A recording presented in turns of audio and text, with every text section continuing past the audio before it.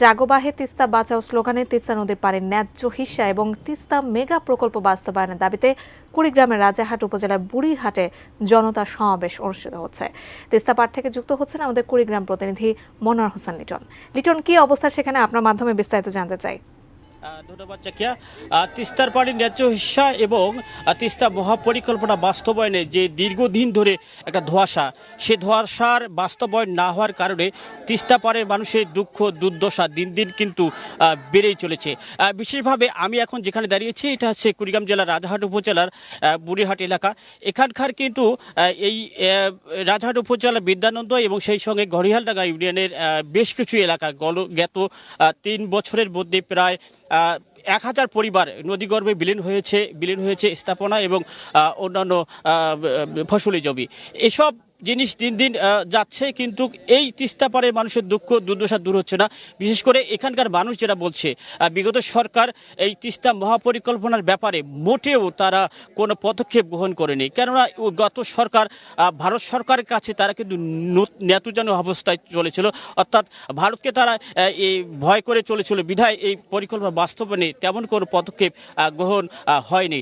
এই পরিবর্তিত সময়ে বর্তমান কিন্তু বিএনপি এটি বড় একটি পদক্ষেপ গ্রহণ করেছে। বিশেষ করে রংপুর বিভাগের যে সমন্বয়ক অর্থাৎ আসাদুল হাবিবুল নীলফামারী থেকে শুরু করে লালমনিরহাট এবং সেই সঙ্গে কুড়িগ্রামের দুইটি জায়গায় আজকে কিন্তু এই ৪৮ ঘন্টার একটা তারা কর্মসূচি গ্রহণ করেছে।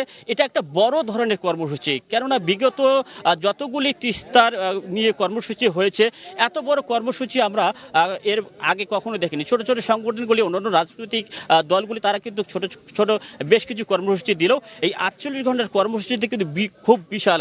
কেননা নীলফামারী লালমনিরহাটের কয়টা অংশ এবং কুড়িগ্রামের এই বুড়িরহাট এবং সেই সঙ্গে থেতরাইয়ে বড় একটা কর্মসূচি কিন্তু চলছে।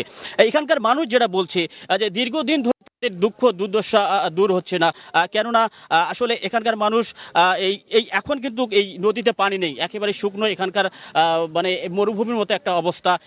তারা ফসল উৎপাদনে অনেকটাই বেগ পাচ্ছে।